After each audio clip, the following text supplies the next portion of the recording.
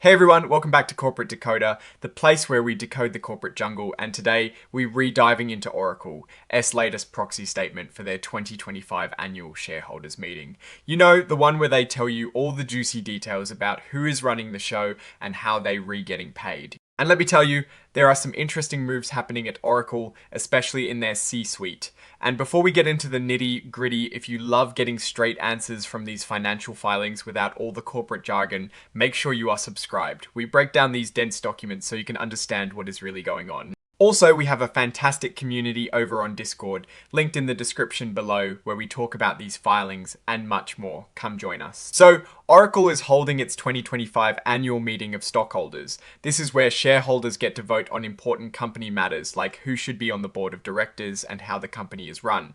This filing is basically the roadmap for that meeting, and it tells us everything we need to know to make informed decisions. Let's start with the big picture. This is a proxy statement which gives you all the information you need to vote your shares. It covers everything from the nominees for the board of directors to proposals on executive compensation, and even who gets to audit their books. And get this, Oracle is going fully virtual for this meeting, meaning you can attend and vote online. Okay, buckle up because There's been a significant leadership shake. Up on the 22nd of September, Safra Katz, who was the CEO, stepped down from that role and became the executive vice chair of the board. Taking over as CEOs are Clayton M. Magouak, formerly the head of Oracle Cloud Infrastructure, and Michael D. Cecilia, who led their industries division. They also appointed Douglas Caring as the principal financial officer. It looks like Oracle is making some big bets on these new leaders to drive the company forward, especially in the cloud and AI space. Now, let's talk about the people who are nominated to be directors. There are 13 nominees this year. Among them are the new CEOs Mr. Magouak and Mr. Cecilia, who are stepping up for their first director roles. Notably, two long-serving independent directors are not running for re-election. The company is thanking them for their service. They also got this matrix here that highlights the key skills and experiences of each nominee, trying to show us how they all contribute to the board. You can see they re-looking for a mix of technology expertise, finance, and leadership to guide the company. Oracle is also throwing some light on its corporate governance practices. They're highlighting things like ongoing board refreshment, with 4 new independent directors joining over the last 8 years. They've also separated the roles of board chair and CEO, which is a common practice to provide a clear check and balance. Plus, they've got strong stock ownership guidelines for directors and officers, and a compensation recovery or clawback policy in case things go wrong. The company emphasizes its commitment to engaging with stockholders, holding meetings to understand concerns about governance, executive pay, and other important issues. They say they listen to feedback and take action when appropriate. They even mention they've met with several large institutional stockholders to discuss these topics. Here is a look at the main players, the named executive officers, or NEOs, for fiscal year 2025. This includes Lawrence J. Ellison, the executive chair and CTO, Safra A. Katz, who is the CEO and is now executive vice chair, and Jeffrey O. Henley, also an executive vice chair. Then there is Stuart Levy, the chief legal officer, Maria Smith, the chief accounting officer, and Edward Scriven, the former chief corporate architect. Interesting to note that Mr. Ellison's compensation is included voluntarily since he is not technically a NEO in 2025, but they want us to see it. Oracle is laying out what they consider best practices in human capital and compensation. They're big on aligning executive pay with stockholder interests, having a high proportion of compensation at risk, and avoiding practices like excessive severance or golden parachute tax reimbursements. They really want to show they're doing things the right way, with a clear distinction between what they do well and what they deliberately avoid. Before we dive into the financials, your vote matters. You can vote online, by phone, or by mail. They've made it pretty clear how to do it, and they're encouraging everyone to participate. Alright, let's talk about the money. Here are some key performance highlights for fiscal year 2025. Total revenue hit around $57.4 billion, an 8% increase in US dollars. Cloud services and license support revenue was about $44 billion, up 12%. They also reported GAAP operating income of $17.7 billion and GAAP net income of $12.4 billion. That sounds pretty healthy. And for the stockholders, they returned $5.3 billion in fiscal 2025 through stock repurchases and dividends. They also mentioned that Oracle's stock price was up 130% from the end of fiscal 2022 to the end of fiscal 2025, while the S&P 500 was up only 43% in the same period. That is a pretty strong performance compared to the market. Now, for the really interesting part of executive compensation, especially for Mr. Ellison and Ms. Katz, no new equity awards were granted to them in fiscal 2025. Instead, they had these performance-based stock options, or PSOs, that were originally granted back in 2018 and were meant to cover 5 years of compensation. But the company decided to extend the performance period by 3 more years, ending in May 2025. And here is the kicker: they did not grant any new equity awards to Mr. Ellison or Ms. Katz during that entire 8-year period. That is a long time to hold off on new grants. These SOs were tied to some really tough goals, like hitting specific stock prices, market capitalization targets, and revenue milestones. Ultimately, 5 out of the 7 tranches of these options were earned and vested by the end of fiscal 2025. This strategy really ties their compensation directly to the long-term success and value created for shareholders. For the other NEOs like Mr. Henley, Mr. Levy, and Ms. Smith, their compensation in fiscal 2025 was heavily weighted towards equity, about 94% being equity-based and at risk. This means their pay is really tied to how well Oracle S stock performs, which is a good way to align their interests with those of the stockholders. When it comes to actual payouts, things get even more interesting. For Mr. Ellison and Ms. Katz, even though they hit performance metrics for their bonuses, the compensation committee decided to reduce their bonuses to 0.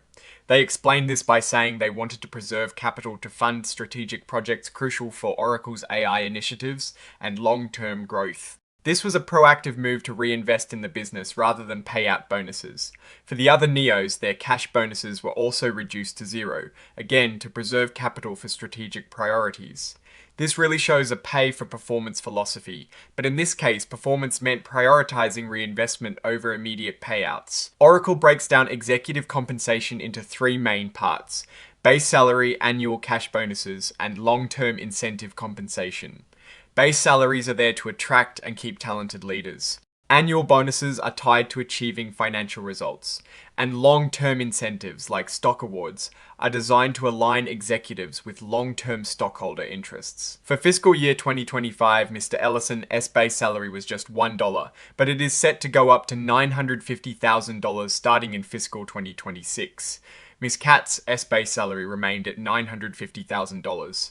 The others had varying base salaries. As mentioned regarding fiscal 2025, no cash bonuses were paid out to any of the NEOs. This was a strategic decision to preserve capital for growth initiatives, not a reflection of poor individual performance. For Mr. Henley, Mr. Levy, Ms. Smith, and Mr. Screven, they received restricted stock units or RSUs, which vest over 4 years. This is to provide strong retention incentives, with the value ultimately tied to the company's stock performance. For Mr. Ellison and Ms. Katz, their long-term compensation was entirely tied to those 8-year performance-based stock options, with no new equity granted during that entire period. Under this category, things like company matching contributions to 401k plans and some security costs are listed. For Mr. Ellison and Ms. Katz, significant amounts are listed for residential security and aircraft use, which they say are necessary for business purposes and to ensure their safety. Oracle has a comprehensive clawback policy. This means if an executive engages in serious misconduct or if there is a financial restatement, the company can take back incentive compensation. This is a pretty standard but important safeguard. Now, let's look at this table. It breaks down the compensation for the NEOs over the last few years. For 2025, Mr. Ellison's total compensation is listed as about $5.6 million, mostly from all other compensation, which seems to include things like security costs. Ms. Katz's total compensation for 2025 is around $1.1 million, also largely from all other compensation.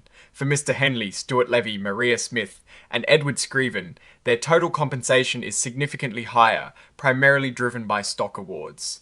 Notably, Mr. Screven's compensation in 2025 is high, but it is mentioned he retired and most of his awards were forfeited, so that reflects more of a transition. This table shows stock options exercised and stock awards that vested during fiscal 2025. Mr. Ellison and Ms. Katz exercised a substantial number of stock options, realizing large values. Edward Screven also exercised many options and had a significant amount of stock vest. This indicates a considerable payout of previously granted equity. This table deals with deferred compensation plans. It shows amounts that executives have chosen to defer. For Mr. Ellison, even though he is not currently eligible for these plans, the table shows a large balance in deferred compensation, presumably from past participation and significant earnings on that balance. For Mr.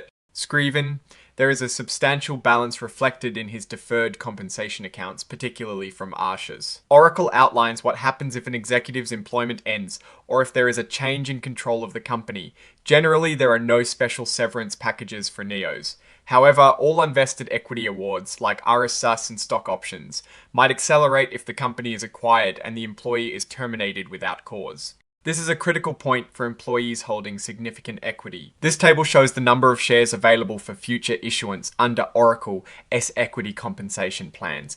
As of May 31, 2025, they had about 426 million shares remaining available.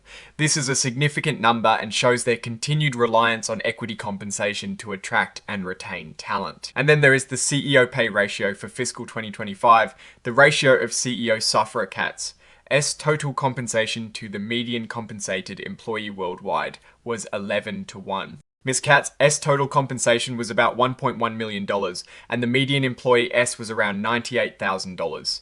This looks like a pretty modest ratio compared to some other companies, suggesting a more equitable pay structure within Oracle. This is a crucial table that shows how the actual pay given to executives, the compensation actually paid or cap, compares to the company's financial performance over the last 5 years. For the CEO, Safra Katz, the cap has fluctuated significantly. In 2025, it ballooned to over $461 million, largely due to the change in fair value of outstanding unvested awards. For the non-PO NEOs, their cap also increased substantially in 2025 to over $106 million on average.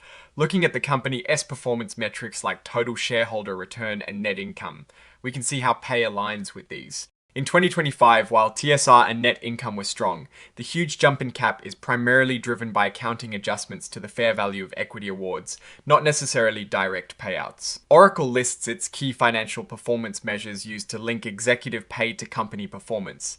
These include non-GAAP total cloud revenue, non-GAAP total SaaS revenue, and gross margins. These are the metrics they use to evaluate the success of their long-term strategies, especially in the cloud business. Oracle has a policy for reviewing and approving transactions with related persons, people like directors or major shareholders who have an interest in a transaction with the company. The Independence Committee is responsible for making sure these deals are fair to Oracle. It seems like Mr. Ellison has quite a few business interests outside of Oracle. The filing lists several companies where he or his family have a material interest that purchased significant amounts of Oracle products and services in fiscal 2025.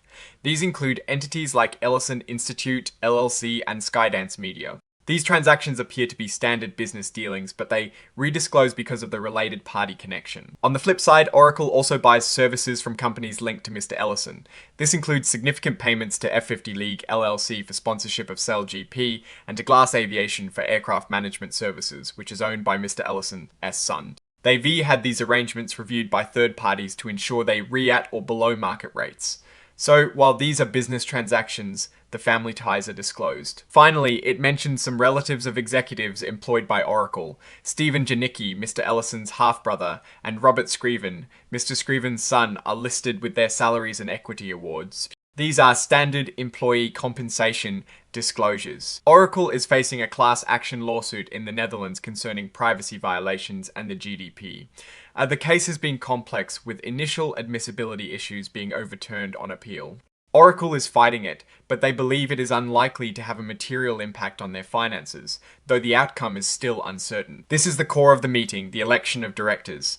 All 13 nominees are up for election, including the new CEOs the board is recommending for vote for all of them. They also highlight their majority voting policy, meaning if a nominee doesn't get enough votes for them, they expected to resign. This is the say on pay vote. Shareholders are being asked to give their non-binding approval for the compensation of Oracle's top executives. The company is presenting its executive compensation highlights, emphasizing how it is aligned with stockholder interests, and that bonuses were zeroed out to prioritize reinvestment. They're clearly trying to show they're responsive to shareholder feedback. Oracle is asking shareholders to ratify the selection of Ernst & Young LLP as their independent auditor for fiscal year 2026. They've been with the company since 2002, and the audit committee believes continuing with them is in the best interest of the company. Fees for their services are also laid out. The Finance and Audit Committee has reviewed the company's financial statements and discussed them with Ernst & Young. They've also reviewed E's independence and recommended to the board that the audited financial statements be included in the annual report. This section outlines how shareholders can submit proposals for future meetings. It covers the deadlines and requirements for submitting proposals for inclusion in the proxy statement, or for presentation at the annual meeting itself. This part is super helpful for shareholders. It answers common questions about voting, attending the virtual meeting, submitting questions, and how votes are counted. It also explains the difference between being a stockholder of record and a beneficial owner, and what happens if you don't give specific voting instructions. They've really tried to cover all the bases here to make sure everyone can participate. So, what is my take on all of this? Oracle is making some bold moves with its leadership and compensation strategy. The decision to zero out executive bonuses to reinvest in AI and cloud growth is a strong statement about their priorities. It shows they're willing to forgo immediate payouts to invest in what they see as the future. The massive increase in compensation actually paid for executives is largely due to accounting changes in the value of equity awards, not necessarily more cash in their pockets, which is important to distinguish. Their strong TSR performance compared to the market is impressive, but the massive CEO pay ratio increase in 2025 is definitely something to watch, even if they claim it is due to accounting.